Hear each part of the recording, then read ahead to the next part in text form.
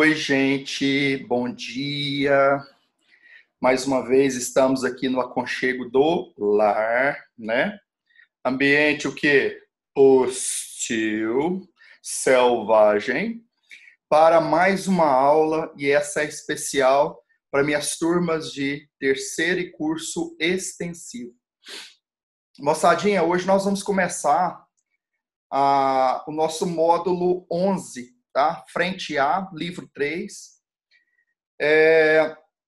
Esse módulo é bem complexo, né? Mas assim, nós estamos trabalhando com uma determinada calma e, como eu já disse aqui em aula anterior, é um pouquinho de paciência, tá?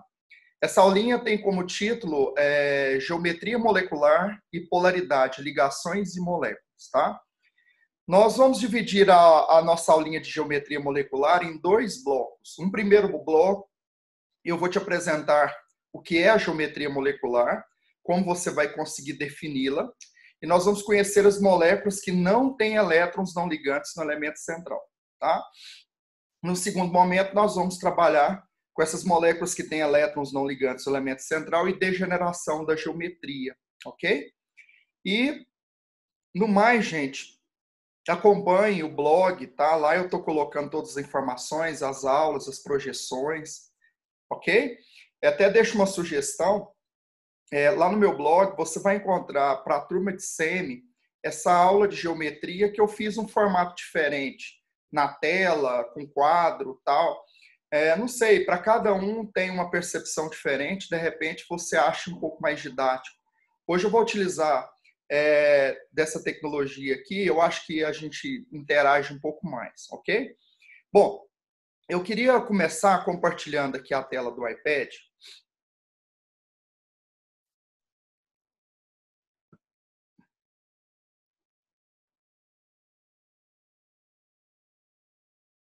Vamos lá.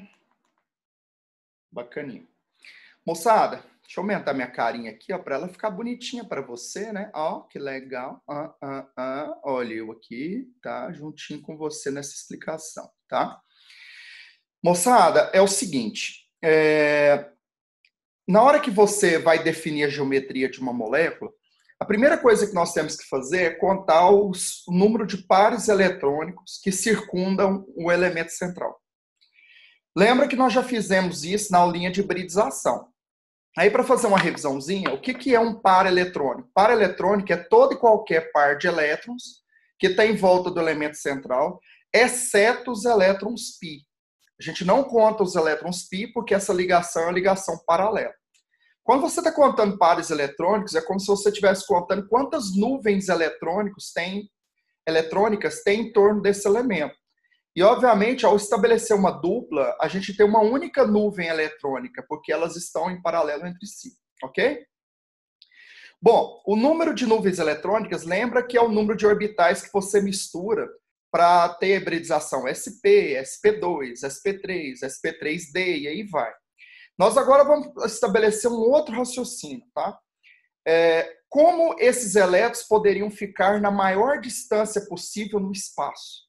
Isso é o que vai definir a estabilidade dessa estrutura. O que eu quero fazer com vocês agora, nesse primeiro momento, não é definir geometria, nada disso. É que você me ajudasse a pensar de 1 até 6 pares, qual que seria a maior distância que nós teríamos dessas nuvens eletrônicas, ok? Então vamos lá, gente. Você concorda que se eu tivesse uma única nuvem eletrônica, nós teríamos uma linha. O ângulo aqui seria de quanto, gente? 180 graus. E nós teríamos uma geometria do tipo linear. Perfeito?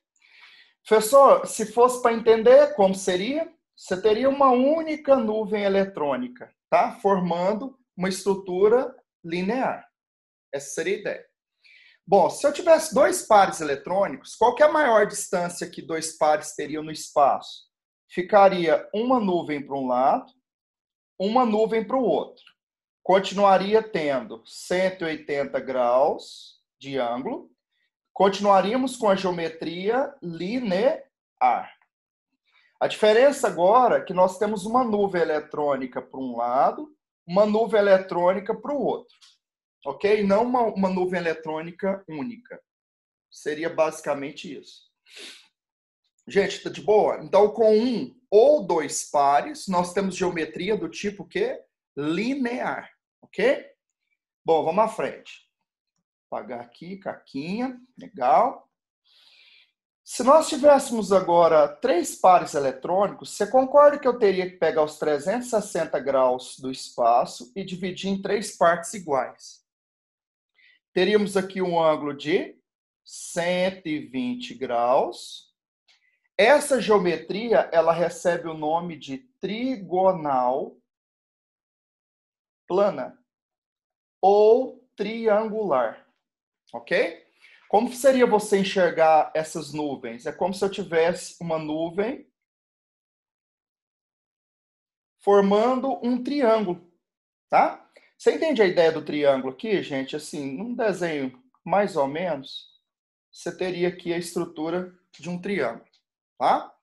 Essa é a geometria trigonal plana com três pares eletrônicos. Bora para o 4. Gente, a princípio, quando você pensa em quatro pares, a pessoa poderia até falar assim, vai formar um quadrado, 90 graus, você divide os 360, só que existe uma distância maior que 90 graus. A figura deixaria de ser plana e passaria a ser espacial. Então, você teria agora a formação de um tetraedro, tá?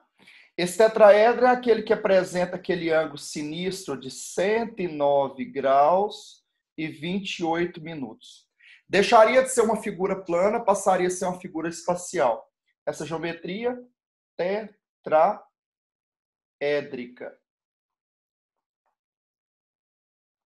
Gente, como é que eu escrevi tão errado? Desculpa ter vindo hoje, tá, gente? Pessoal, mas você não veio, você está na sua casa. Foi mal. Tetraédrica. Tá? Tetraédrica. Como é que seriam esses lóbulos aqui no espaço? Nós teríamos exatamente isso, ó, formando aí um tetraedro, ok? Gente, perceba que é uma precisão muito grande com essa caneta, uma precisão assim tão grande que eu já estou quase desistindo, mais bacana. Ó, pensaríamos agora em 5 pares eletrônicos. Como distanciar 5 pares eletrônicos no espaço? Nós teríamos que formar um triângulo numa base. Deu para enxergar o triângulo, né? 120 graus e tal. Formaríamos uma pirâmide voltada para cima. Gente, deixa eu voltar porque eu fiz caca.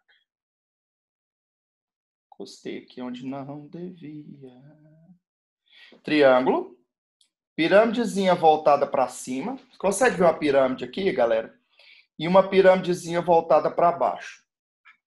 Teríamos ângulos de 120 graus aqui nessa região da base e 90 graus na região que a gente vai chamar daqui a pouco de coaxial, ok?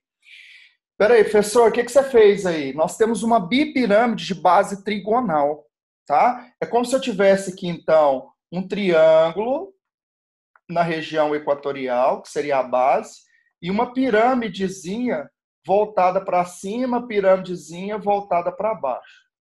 Essa seria a ideia, tá? Ficou bem sinistro, mas seria como se eu estivesse enxergando aqui os lóbulos, mais ou menos assim, ó. Uma base triangular, uma pirâmide voltada para cima e uma pirâmide voltada para baixo, tá? Essa é a geometria bipiramidal. Vou escrever aqui, ó, bipiramidal. Ok, galera? Então, 1 par, 2 linha, 3 triângulo, 4 tetraedro, 5 a gente forma uma bipirâmide de base trigonal, ou bipiramidal. Última possibilidade, 6 pares eletrônicos. Com 6 pares eletrônicos, nós vamos formar um quadrado na base, tá? Ângulo de 90. Vamos estar aqui, ó, ângulozinho de 90. E nós vamos ter uma pirâmidezinha voltada para cima, uma pirâmidezinha voltada para baixo. É uma bipirâmide, né? Igual acabamos de ver. Só que essa bipirâmide agora, ela tem uma base quadrada, ok? Você tem uma basezinha quadrada. Dá para imaginar isso aqui assim, gente? Ó, num tracejadozinho mal feito aqui. Um quadradinho na base, pirâmidezinha voltada para cima, pirâmidezinha voltada para baixo, tá? Como é que ficaria esses lóbulos aqui? Gente, agora que eu descobri que eu tenho esse dom do desenho e que eu posso largar de dar aula. Seria isso. Você teria os 6 lóbulos, né? 4 fazendo parte da região equatorial, que é a base, e os 2 lóbulos que a gente vai chamar de coaxiais, tá? Superior e inferior. Como a bipirâmide base quadrada forma 8 faces, nós vamos chamar essa geometria de octaédrica. Essa é a geometria octaédrica. Moçada, esse é o primeiro momento que eu queria te apresentar quais as possibilidades que nós teríamos de formar geometrias com um par eletrônico até 6 pares eletrônicos, ok? Bom, vou interromper aqui, vou compartilhar com você agora a projeção que você encontra lá no blog, tudo bonitinho, né? Lembrando que a gente vai ver só uma parte dessa aula agora, juntinhos e felizes. Bora lá, galera. Deixa eu aumentar novamente aqui. Tá, top. Você está me vendo, né? Legal. Galerinha, o que seria geometria molecular, né? É definida como a forma com que os átomos estão espacialmente dispostos. Deixa eu ver se eu consigo aqui, gente. Tirar aqui mais para o cantinho para não atrapalhar a nossa projeção. Isso. Não adiantou nada. Vou ficar aqui do outro lado. Legal. Galerinha, a geometria ela será definida pela repulsão dos pares eletrônicos na camada de valência, que em inglês é o VSEPR, que considera o ângulo tridimensional máximo de afastamento possível entre os ligandes, também chamado ângulo diedro. Pessoal, se eu tivesse lido isso aqui no começo da aula, sem apresentar para vocês aquelas possibilidades que acabamos de ver, você poderia ficar agressivo, fechar o seu computador, ir lá e dar uma bica no seu cachorro. Gente, aí eu te pergunto, para que violência? Para que esse tipo de coisa, né? Vamos viver em paz. Galera, na verdade, o que eu estou tentando te mostrar aqui é que cada nuvem eletrônica daquela vai tentar se afastar o mais distante possível no espaço em função da repulsão que existe entre essas nuvens. E é exatamente essa repulsão máxima que vai garantir a maior estabilidade para aquela estrutura e que vai definir sua geometria. Hoje nós temos várias técnicas que nos permitem definir com precisão a geometria de uma molécula, o comprimento da ligação, o posicionamento real dos núcleos, tá? Então, ó, técnicas como espectroscopia, difração de raio-x são utilizadas para determinação experimental dos ângulos de uma ligação, ok? Inclusive, durante a minha aula, vão aparecer, sim, alguns comprimentos de ligação em angstroms. Obviamente, você não vai ser cobrado em relação a isso em momento algum, tá, gente? É só uma curiosidade, eu vou colocar em algumas estruturas para vocês. Bora lá. A gente vai começar, e eu de novo atrapalhando com a minha carinha bonitinha, com o HCl, tá? Cloreto de hidrogênio. Bom, você monta a estrutura do HCl, tá aí a nuvem eletrônica, né? O hidrogênio compartilhando um parzinho de elétrons. Galera, concorda que nesse caso, como a gente não tem elemento central, você não tem hibridização. Se você não tem hibridização, não tem elemento central, é um par eletrônico só. Inclusive, tem uma frase célebre da química que diz: toda molécula biatômica é uma molécula linear. Tá? Então, no caso do HCl, a gente não tem nem o hidrogênio, nem o cloro sofrendo hibridização. A estrutura vai ficar, então, formando a linha. Tá? Perceba que aqui na nossa projeção, coloquei alguns efeitos, né, gente? Sempre a gente se sentir bem no momento, mesmo que não esteja entendendo muita coisa. Top! Fera, gente. Essa bem simples, geometria linear, tá? CO2, dióxido de carbono. Galera, deixa eu tentar mais uma vez tirar aqui. Tá ficando em cima da molécula. Aí. Vamos. Gente, desculpa por tudo. Desculpa. Galera, montamos o CO2, né, duas duplas. Carbono usou todos os elétrons que tinha que usar, ele tem 4 na camada de valência. Oxigênio fez uso de 2, sobraram 4. Obviamente, a gente só olha o elemento central. Bom, se nesse elemento central nós temos duas duplas, nós temos 2 pares eletrônicos, ou seja, 2 nuvens, porque a gente não conta elétrons π. Qual a hibridização, então, que esse carbono teve que sofrer? sp. Então, o carbono sofreu hibridização sp. Como é que você distancia 2 pares eletrônicos no espaço? 180 graus, formando uma estrutura o quê? Linear. Tá? Então, o CO2 ele tem formato linear. Qual a diferença dessa geometria linear para a anterior? Que nessa nós temos um elemento central que sofreu hibridização. Por isso, nós temos 2 pares eletrônicos. Ok? Gente, caminhando de boa? Legal? Próximo. Trióxido de enxofre. Lembra na hora de montar o trióxido de enxofre que a gente faz uma dupla ligação, tanto o enxofre quanto o oxigênio fica feliz. Tem mais 2 oxigênios para entrar, ligação dativa. Então você tem uma dupla e 2 dativas. Como essa ligação π ela pode mudar de lugar, nós teríamos aí uma ressonância. Observe que apareceu aqui na sua tela 3 possibilidades diferentes de expressar a mesma molécula. Isso é o que a gente chama de formas canônicas, que nós já vimos em aula anterior. Tá? Então, esse é o SO3. Qualquer um deles que você pegar, vamos pegar o enxofre e perceber que ele usou todos os seus elétrons. Ele usou 2 na dupla, ele usou 2 numa dativa e 2 na outra dativa. Não temos elétrons não ligantes no elemento central. Quantos pares eletrônicos? 3. Inciso, não conta π. Então, nós temos 3 nuvens eletrônicas. Tá? Qual a hibridização esse enxofre teve que sofrer? sp2. Hibridização, sp2. Como é que você distancia 3 pares no espaço? Acabamos de ver. Vamos formar um triângulo. Geometria trigonal plana ou triangular. Galera, observe esse primeiro desenho aqui, onde eu estou.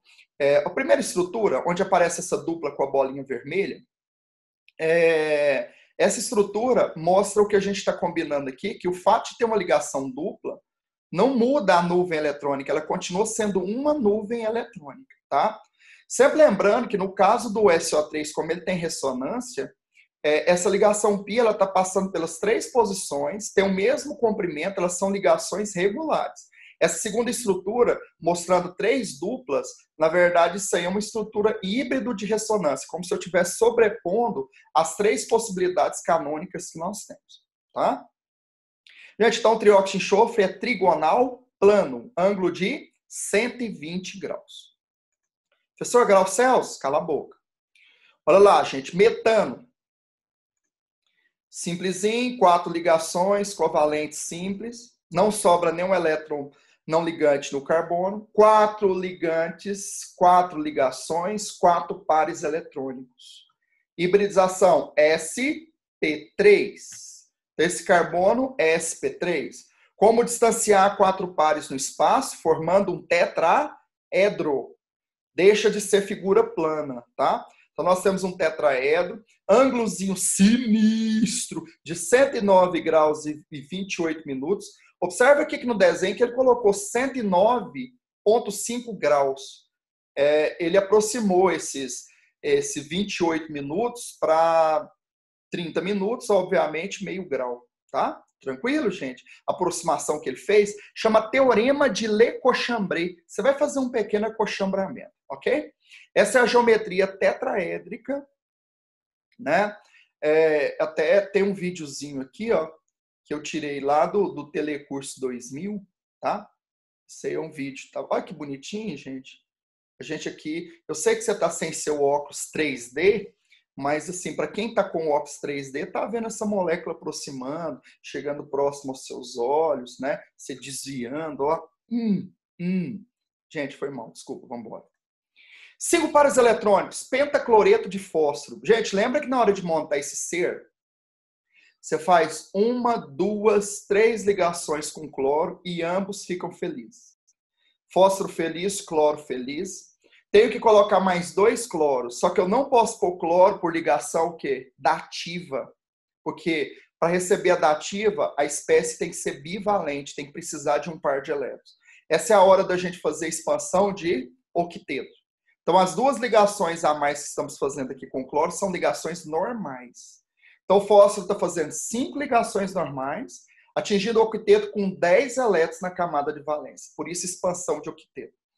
Lembra lá, se ele tem 5 pares eletrônicos, sp3d. A hibridização desse rapaz, sp3d. Como posicionar isso no espaço? Colocando ele na forma de uma bipirâmide. Galera, meu desenho aqui ficou, essa estrutura da direita com rosa, ela ficou errada, porque apareceu uma bipirâmide com base quadrada, e ela tem que ser uma bipirâmide com base o quê? Trigonal, tá?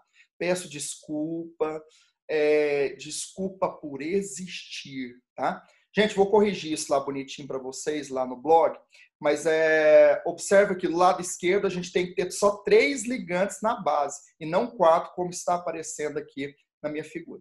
Perfeito? Gente, o nome dessa geometria, bipiramidal ou bipirâmide trigonal, ok? Ângulo de 120 graus na base. Essa base triangular nós vamos chamar de região equatorial. Essa é só uma terminologia que nós vamos criar para poder explicar a matéria um pouquinho mais à frente.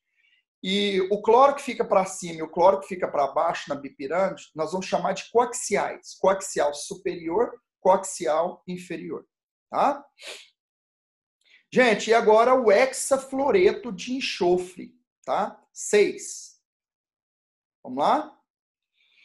6 ligações, lembrando que o enxofre só poderia fazer 2 com flúor para atingir o octeto, 4 flúores foram colocados em expansão de octeto. Enxofre que tinha 6, está fazendo 6 ligações, estabilizando com 12 elétrons na camada de valência. Não sobrou nenhum elétron no elemento central e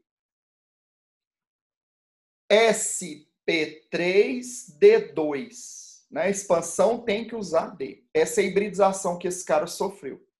Agora sim, o desenho teria que ter 4 na base, né? Gente do céu, meu desenho ficou totalmente errado. Não, gente, mas assim, nós estamos descobrindo aqui juntos, né? E felizes. Galera, o desenho anterior aqui, a estrutura anterior, é que estava com a conformatação correta, com 4 ligantes na base, um para cima e outro para baixo, formando uma bipirâmide de base quadrada. Essa é a geometria octaédrica ou bipirâmide quadrada, tá?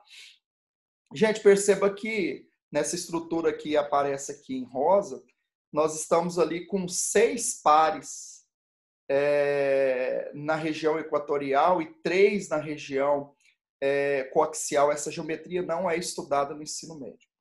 Gente, revisãozinha então, para a gente terminar.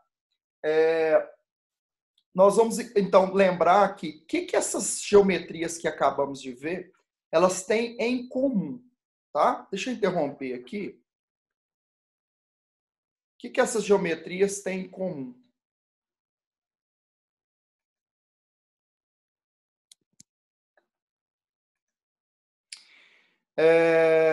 O herói vai falar, não, professor, eu A6.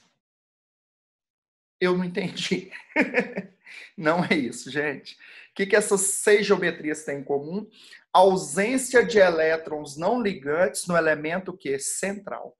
Não temos a presença de elétrons não ligantes no elemento central. Perfeito ou não? Vamos só dar uma repassada, então, para fechar nossa primeira aulinha. Geometria, então, eu vou contar quantos pares eletrônicos tem em volta do elemento central e distanciá-los no espaço com a maior distância possível. Com um par, eu vou ter linear. 2 pares, eu vou ter linear. 3 pares, eu vou formar um triângulo. 4 pares, eu vou formar um tetraedro. 5 pares, eu vou formar uma bipirâmide com a base triangular. E 6 pares, eu vou formar uma bipirâmide, só que agora a base é quadrada. Linear, linear, trigonal, tetraédrica, bipiramidal e octaédrica, tá? Queria que você assistisse essa aulinha. Eu vou fazer a correção daquelas 2 figuras lá agora. Assistisse essa aulinha, fizesse um pequeno resumo, e aí nós vamos ter um segundo momento em que eu vou trabalhar com vocês as geometrias que têm os elétrons não ligantes do elemento central, nós vamos perceber que isso vai gerar na molécula uma distorção e uma degeneração daquele par eletrônico, gerando outras geometrias que a gente conhece, como angular, piramidal e etc. Tá? Gente, geometria não vale a pena você sair decorando. Eu tenho que saber montar a molécula, fazer a previsão da hibridização do elemento central e tentar imaginar como posicionar isso no espaço em função do número de pares eletrônicos. Gente, espero encontrá-los sempre bem, né? Vamos manter a sanidade, né? Manter o brilho nos olhos, o amor no coração e foco, gente. Aproveita esse momento aí para estudar, tá? E aquele beijo no coração de todos vocês. Até a próxima, valeu!